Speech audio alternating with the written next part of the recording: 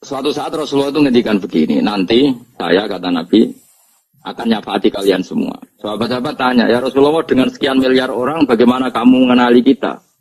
Saya ulang lagi, suatu saat saya nanti akan nyafaati kalian karena saya kenal kalian. Maksudnya di akhirat. Ya Nabi, di akhirat. Terus sahabat tanya, ya Rasulullah bagaimana engkau mengenali kita sementara nanti di akhirat bermiliar-miliar orang gitu. Terus Nabi ngendikan gini, jika kamu punya unta dengan tanda tertentu, saya ulang lagi, jika kamu punya unta punya tanda tertentu, dalam jidatnya ada begini, dalam tangannya ada gini, dalam kakinya ada gini. Maka apa kamu bisa membedakan untamu dengan unta orang lain? Ya bisa ya Rasulullah, karena unta kita khas. Misalnya kaki depannya ada putihnya, kaki belakangnya ada putihnya, dalam badoknya ada putihnya. Kata Nabi, inna ummati yud'auna yaumal qiyamati hurran muhajjalin min asaril wudu. Nanti umatku, nanti wajahnya juga bersinar. Tangan kakinya juga bersinar. Jadi asar itu saya pastikan secara riwayat itu akhirat. Maksudnya tentang akhirat. Tapi bahwa yang di dunia ada yang memulai asar itu gak monggo mawon. Loh itu bagus kan, artinya ekspresi percepatan. Enggak apa-apa loh daripada kalau gue jelas ini. Maksudnya ya orang ngetok ya panjang jarang sujud tenan. Gue serau usah sensitif tapi yang jelas ya nanti. Ya soben kiamat ruang samu. Nanti hisab itu nanti kalau hitung hanya sekitar 3 jam. Hisabnya sak dunia itu hanya sekitar. Karena malaikat itu tidak kesulitan sama sekali. Tak warai ya. Ini nggak akan salah saya dalam hal ini karena riwayatnya sahihah.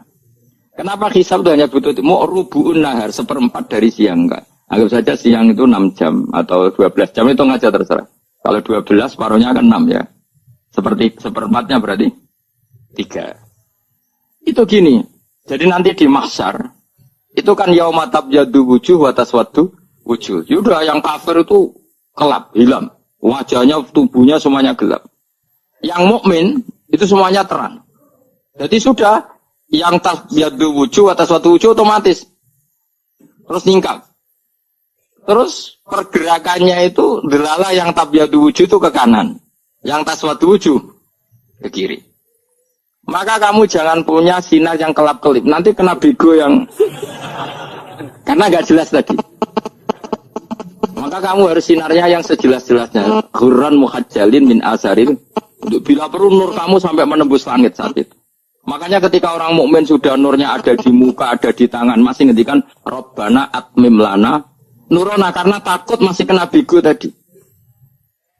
Karena kalau hanya wudu tok, sikil tok kan bayangkan di miliaran orang kan bisa agak kelihatan. Tapi kalau nurnya sampai nembus langit kan, itu siapa kok nurnya sampai? Kan malaikat langsung tahu. Wah, hafal Quran, alim kan insya Allah nurnya itu. Sama zaman itu masih berdoa, Rabbana atmim lana, sempurnakan nur kami. Karena nanti identifikasi malaikat berdasar tadi. Kalau ada nur berarti diletakkan ashabal yamin. Kalau nggak ada nur, ashabal shimal. Nah malaikat yang dibawa biku itu kira-kira detail nggak? Dugaan saya kalau kelap-kelip pasti kena simal. Wah ini partai kiri. Kan omna sing wudune mau dulet sirah tok sithik. Karena anut mazhab Syafi'i. Sebetulnya meskipun itu sebaiknya kalau basuh sirah itu kabeh ben ora kelap. Mana aneh pepes terus dulat-dulet tok. Iku soben ya itu. Kelap-kelip. Ya sudah ya. Setelah itu kata ngendikane pangeran yu'raful mujrimuna bisimahum fayukhadu bin nawasi wal aqdam. Orang-orang pendosa kelihatan maka diletakkan di kiri. Nah sama yang orang-orang baik simahum fi wujuhim min asari. Jadi ayat itu jelas tentang akhirat. Tapi kira usah terus provokasi. Karena kamu kok ya krisimun. Maksudnya provokator. Jadi nanti yang mukmin jelas nurnya.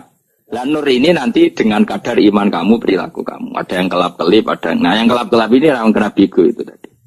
Nanti setelah kena bigo ikut ashabi simal, yang kelap-kelip disortir lagi. Malaikat yang bagian detail kan ada nanti. Nah ini terus ditubir neraka. Yang kafir benar-benar neraka, yang ini ditubir neraka. Jadi nanti ini yang ngel-ngelok kanjeng Nabi digoleki ya ini itu. Mana sakit kanjeng Nabi, mana ono kiai soleh darani, nek iso soleh dhewe sakit Nabi mergo terus goleki endi umatku sing kelap-kelip. dicari disafaati. Imma langsung dituruti Allah, wa imma diubahsinin rokok. Ya terserah rencanamu piye kon aku kowe. Tapi yang jelas apa? Kiamat itu cepat sekali karena tadi ada identifikasi tadi. Makanya hanya cukup 3 jam karena tadi yang jelek kelihatan jelek, yang baik kelihatan baik. Makanya cepat. Ya oraful mujrimuna bisimahum, orang pendosa dikenali lewat alamatnya yaitu taswadu apa? Wujuh.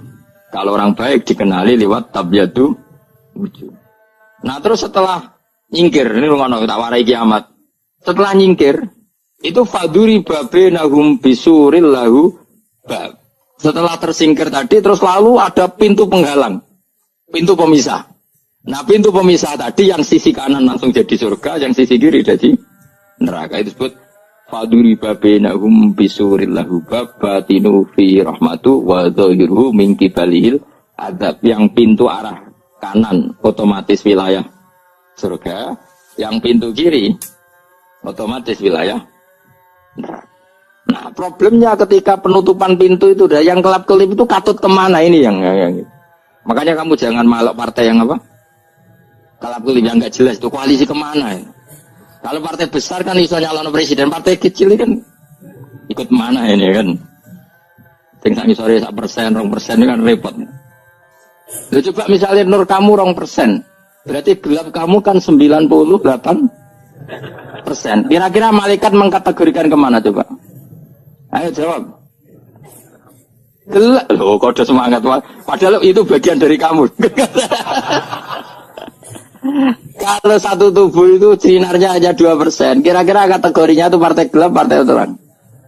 Kode semangat kok ya. Berarti kegaruk kemana? Kiri. Tapi bisa saja malaikat cara berpikir gini. Tapi kok ada cahayanya ya? Padahal kata Allah, yang bercahaya ashabul yamin.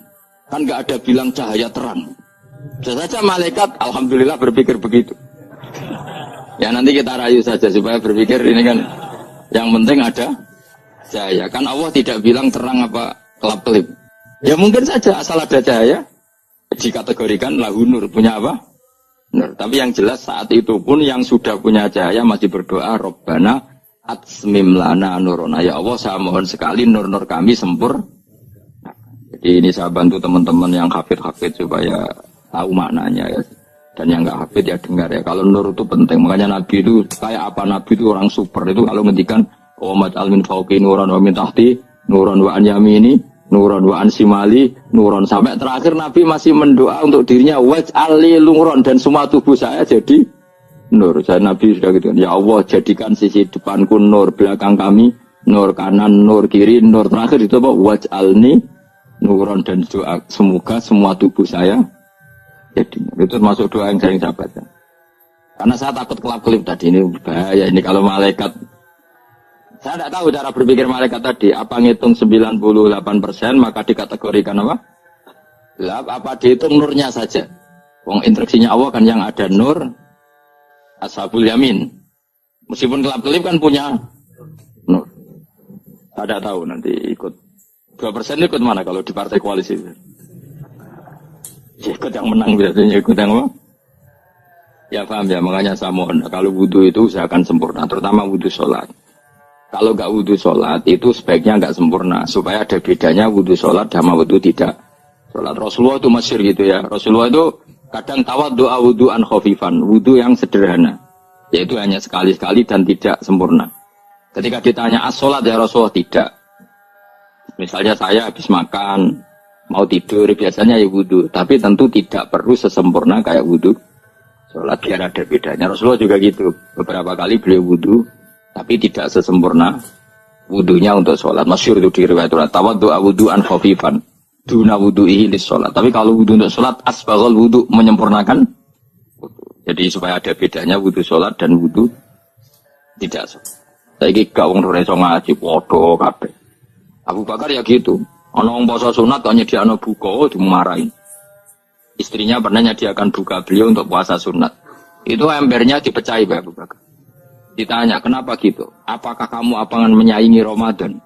Jadi nggak boleh memperlakukan puasa sunat kayak Ramadan. Ya biasa saja kalau Puasa sunat tuh, wah, buka kolak, opo. Ramadannya ya iri tuh, ini gimana kok saya disaingi ini.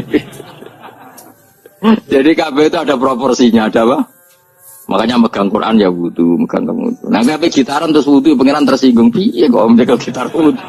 Jadi gak boleh kebaikan disaingi itu juga gak boleh. Bapak gue sergap wudu sampai nyekel gitar.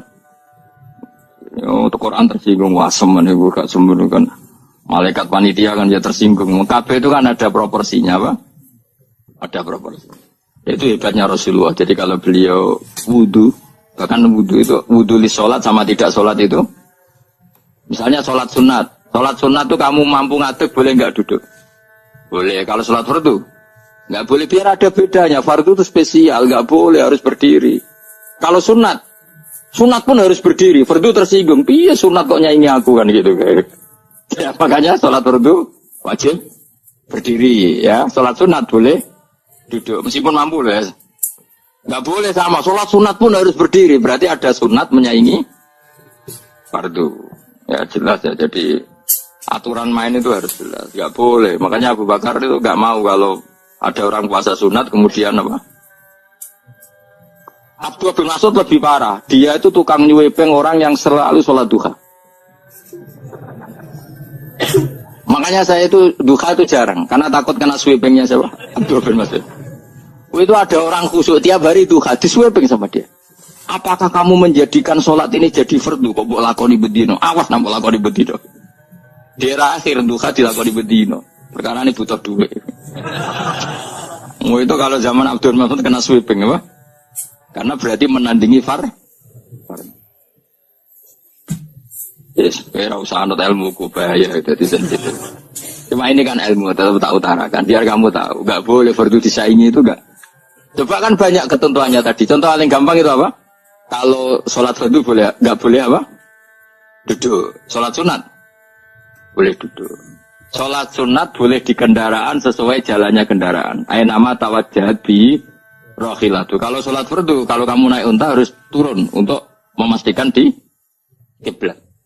Jadi banyak sholat sunat kamu dalam keadaan najis sudah tidak boleh dilakukan. Kalau sholat fardu, karena saking pentingnya fardu, meskipun dalam keadaan najis ya menemukan alat sesuci harus tetap sholat. Jadi sholat dihormatil waktu, karena nggak boleh fardu ditinggalkan. Meskipun nanti harus iya, karena nggak boleh mengalahkan fardu, meskipun itu oleh najis.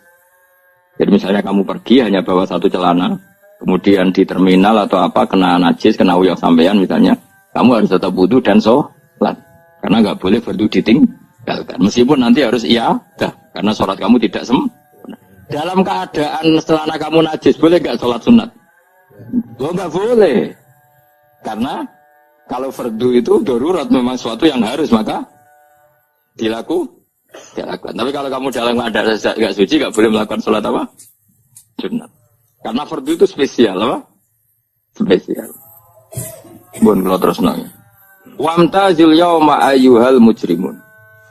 Ya, jadi orang mujrimun harus terpisah dari orang apa? Mukmin. Dan yang keharusan itu ketika di surga. Tapi kalau di dunia ya boleh muamalah boleh. Ya muamalah yang halal maksudnya. Infaridu tegese misal sira kabeh ana mukminin sing biro mukmin intakhtilatihim. Nalikane campure kufar utawa al mujrimin bihi kelan al mukminin. Rujuk ibu wale boten apa. Maksudnya rujuk itu awalnya ya sami intakhtilati mukminin dengan kufar atau kufar dengan mukminin. Alam ahad ilaikum ya bani Adam. Alam ahad ana ta ora merentano ingsun ilaikum maring sira kabeh. Amurkum tegese ana ta ora merentano ingsun kuming sira kabeh ya bani Adam ya bani Adam. Ala lisani rusuli ing atase lisane para utusan-utusan ingsun. Bukankah saya telah merintahkan kamu wahai bani Adam Allah tak butuh setan. Yen ora menghamba sira kabeh setan ing setan. Ngendikane pangeran kowe ijek kanut setan ku cek menemen. Bukankah sudah saya perintahkan kamu tidak boleh diperbudak napa setan. Maknane la tuti tegese aja taat sira kabeh ing setan. Inna sak temene setan laku maring sira kabeh aduan musuh mubinun kang jelas. Bayinul adawati banget musuhane. Lah wong setan musuhmu kok malah mbok enut bocah kok sarap ngono. Karuan musuh kok di anut ya pangeran mergo Allah wali fid dunya wal akhirah.